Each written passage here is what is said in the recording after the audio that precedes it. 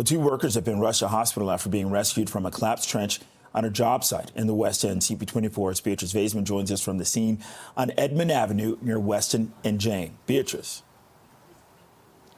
Bakari, good afternoon. Let me just give you a quick look as to the scene that we've been watching here. This is an industrial accident, a trench collapse that happened just around 11:40 this morning. About an hour after that, a man in his 20s was removed from the trench. He was taken to hospital with critical injuries. A second worker, a man in his 50s, according to paramedics, what they're telling CP24, was removed by some of the experts here at the scene, including Toronto Fire. He was taken to hospital with some pretty significant injuries as well, but it sounds like non-life-threatening injuries. I want to bring in Toronto Fire Platoon Chief Steve Buckingham, who joins me now live here at the scene. Sir, thanks so much for taking the time to talk to us. Tell me about, I guess, what we're looking at here and what actually transpired this afternoon. So prior to our arrival, there was contacting crew working on the site. They were doing an excavation. We believe that they were working on some of the utilities that were on this site. There's going to be an eventual housing project that's going to be starting here. So they were down digging. There was no shoring in place. There was a wall collapse, pinned 2 workers to about their waist. Upon our arrival, some of their workers were down in the trench. They were attempting to rescue them. Our first action was to take everyone out of the trench.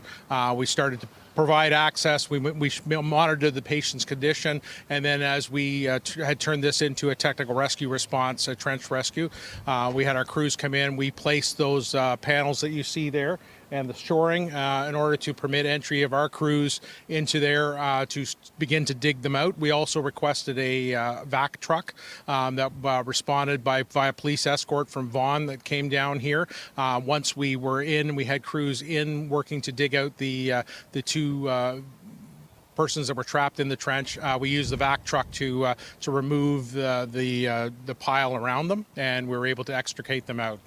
2 of them released, one in his 20s and one in his 50s. Would you talk about, sir, and I appreciate there's an investigation now underway, that there was no shoring in place, should there have been in this circumstance? Ministry of Labour is on scene, and they are taking carriage of the investigation, and they will make their determinations with regards to what should have been in place and what not. So I won't get into it too much. We were obviously concerned with the site, so thankfully they were just entrapped up to their waist. We were able to make contact and stay in contact with them the entire time. But in order for our crews to go in, we needed to place the shoring in place to be able to safely enter and to work within the site.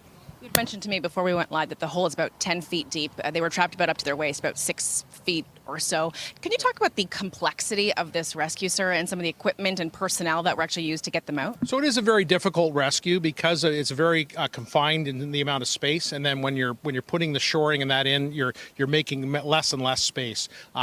Necessary in order to be able to put personnel in there to work safely. We don't want a secondary collapse. In the City of Toronto, there is probably nowhere you'll find that the land hasn't been disturbed at one time or another. So it is very unstable. These types of excavations are. So we wanted to make sure that we made it safe. We were able to access, and then when you're digging it out by hand. So you're using a very small shovel. Thankfully, we were able to move the vac truck in once we had those panels in place, and we started to clean out, and they weren't pinned, or there was nothing else that was holding them other than the dirt itself. So it took us probably about 45 minutes from start to finish in order to access them and get them to the point where we were able to extricate them out. Platoon Chief Steve Buckingham, thank you so much for your time. Let's give our viewers one last look here as we're watching some of these investigators now begin their work to figure out what happened. As you heard the Platoon Chief say, there was no shoring in place. The question is, should there have been?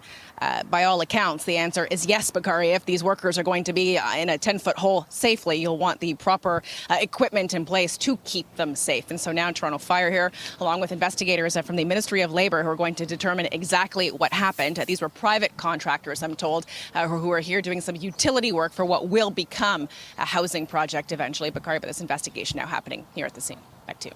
Okay, CP24's Beatrice Vaisman. Beatrice, thank you.